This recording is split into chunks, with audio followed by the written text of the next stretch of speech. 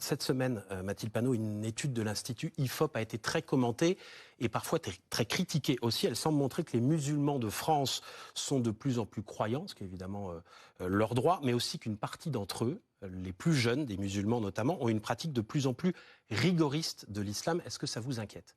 Alors bon, d'abord, il faut dire que ce sondage, il a été commandé par une officine d'extrême droite, ça c'est la première chose, et avec une méthode qui n'est absolument pas rigoureuse. Ça a été décrypté par plusieurs de vos confrères et consoeurs journalistes. Par exemple, un des chiffres qui est beaucoup sorti, qui montre que 46% des musulmans de ce pays seraient pour appliquer la charia en France. Alors que le terme charia n'est pas dans la question qui a été posée. Exactement. Donc le terme charia, pour que tout le monde comprenne, le terme charia n'a jamais été utilisé lorsqu'on posait la question aux gens. Mais pire que ça, si vous décryptez derrière, il n'y a que 15% des personnes interrogées qui disent qu'ils sont pour l'application de la loi musulmane en intégralité.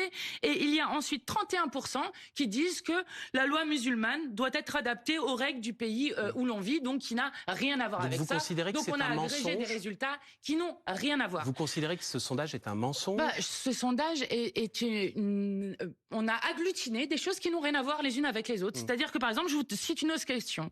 On a demandé aux gens, estimez-vous qu'un musulman peut rompre avec l'islam? Vous feriez pire en termes d'islam rigoriste. 73% jugent acceptable de rompre avec l'islam. Ouais. Combien c'était la dernière fois? J'ai pas le chiffre en tête. 43%. Donc ça montre qu'il y a de plus en plus de musulmans et de musulmanes de ce pays qui se disent qu'on peut rompre avec l'islam. Quand vous regardez par exemple sur la question qui est faite sur de savoir est-ce que les musulmans et musulmanes sont plus religieux dans ce pays, eh bien il se trouve que les catholiques aussi, que les personnes juives aussi.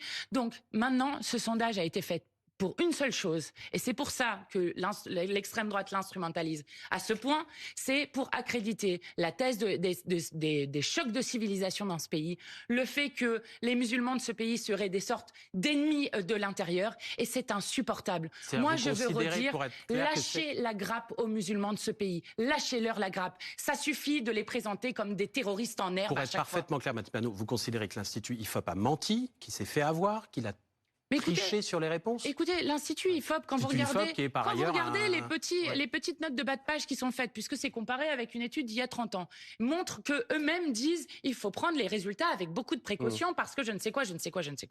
Donc, ce travail est un travail qui a été fait sur une commande par l'extrême droite pour démontrer que les musulmans de ce pays seraient un éventuel danger. Et je dis alerte.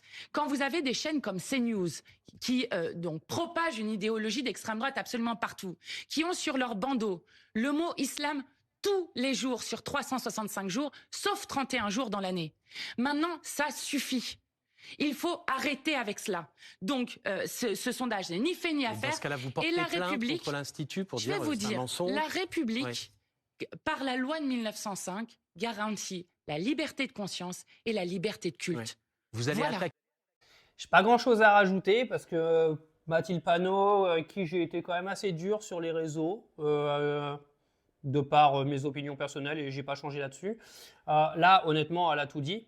Cet institut de sondage est un four-merde dans lequel ils ont balancé des chiffres avec, mais en gros, du tout et du n'importe quoi. C'est-à-dire, mais c'est facile, en fait, aujourd'hui, vous faites des sondages, vous les balancez aux yeux de débiles mentaux comme sont les électeurs du RN, et puis ils disent « Ah ouais, on a raison! Oui, les musulmans, problème du pays, on va tout régler à cause d'eux !» Vous avez juste à leur mettre un chiffre bidon.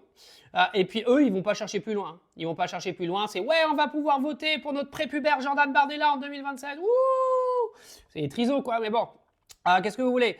Et comment dire? J'ai pas grand-chose à rajouter. Lâcher la grappe aux musulmans, oui, mais ça n'arrivera pas parce qu'il y a des élections à gagner et le RN est prêt à tout faire pour gagner les élections.